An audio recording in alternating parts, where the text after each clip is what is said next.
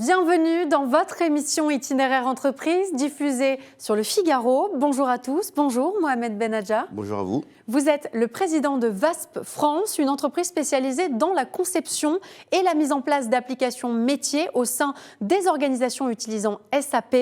Vous êtes parti d'un constat simple pour construire votre offre. Les outils digitaux ne sont majoritairement pas suffisamment pensés selon l'usage de l'utilisateur final. Pourquoi, selon vous ? C'est bien ça. Tout d'abord, ce type de logiciels qui sont, en fin de compte, tout simplement un besoin des métiers, donc un besoin des utilisateurs, qu'ils soient des commerciaux, des designers, des journalistes, etc. Ils sont pensés par ces personnes-là. Néanmoins, ils sont développés, programmés et livrés par des techniciens, des ingénieurs qui n'ont pas au quotidien l'utilisation de ces outils-là. Donc ils sont parfois, mais bien souvent malheureusement, très techniques. Et un petit peu déconnecté aussi peut-être de l'usage réel. Exactement, ça manque d'ergonomie, de fluidité, etc. Et quels sont les enjeux aujourd'hui pour les grands comptes sur notamment ces sujets en matière d'efficience et de performance ? Actuellement, ce qu'on rencontre quand on discute un petit peu avec nos grands clients, les grands comptes, c'est que les métiers, les utilisateurs finaux n'arrivent pas à se concentrer intégralement sur leur processus métier, sur leur activité. Il se trouve donc qu'ils se prennent énormément de temps à se former.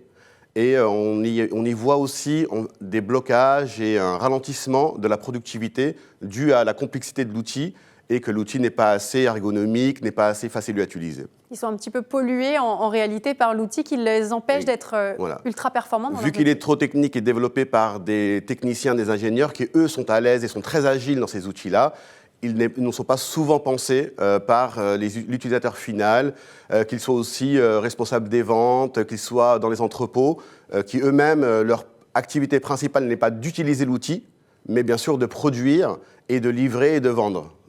Alors parmi les solutions signées VASP, beaucoup ciblent la partie opérationnelle et notamment la question de l'onboarding. Comment ? C'est tout simple, c'est que lorsqu'on embauche, donc je pense que la plupart des entreprises sont aussi à la recherche de talents, ces talents doivent être le plus rapidement efficaces, efficients et productifs, ce qui fait que le temps de formation doit être extrêmement limité. Donc nous, ce qu'on met un petit peu un point d'honneur, c'est de fournir et de livrer des interfaces avec une ergonomie extrêmement fluide. C'est un peu comme exemple, aujourd'hui, je ne pense pas qu'il y ait de tutoriels pour utiliser ni Facebook, ni Amazon, ni toutes les plateformes e-commerce. On part du même principe et du même postulat, c'est de fournir des logiciels et des interfaces extrêmement faciles à utiliser. Alors une autre partie de vos activités, c'est d'améliorer les outils décisionnels. Ça concerne du coup plutôt les managers cette fois. Exactement. Tous les responsables de différentes directions, que ce soit la direction financière, la direction comptable, mais également les contrôleurs de gestion, aujourd'hui, ils nous disent que les outils qu'on appelle aussi de la BI ou les outils décisionnels sont, même si la donnée est pertinente, parfois il y a deux outils. Donc il y a l'outil d'aide à la décision et ensuite, pour prendre la décision et l'action, est réalisée sur un système autre, donc un second système. Nous, ce qu'on essaye de faire, c'est de consolider, de centraliser l'information. Lorsqu'il voit l'erreur, une tendance négative, il peut la corriger directement à partir du tableau de bord.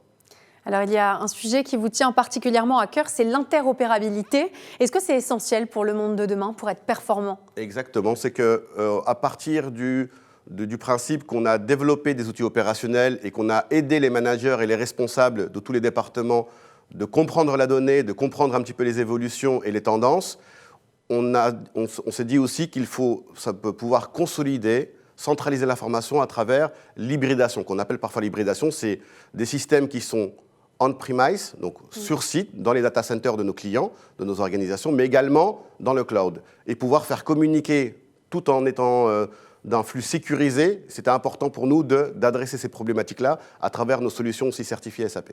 C'est l'idée aussi de mieux collaborer ensemble et de travailler de manière plus efficace. Exactement, et de surtout ne pas faire attention à la partie format et la partie type de données. C'est qu'on va lire et on va extraire un petit peu, traiter toutes les données, qu'ils viennent du web, du cloud, du SaaS, mais également des data centers de nos clients.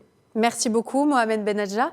Merci à vous de nous avoir reçus. On est ravis. Je rappelle que vous êtes le président de VASP France, une entreprise spécialisée dans la conception et la mise en place d'applications métiers au sein des organisations utilisant SAP. Merci beaucoup d'avoir accepté notre invitation. Merci à vous.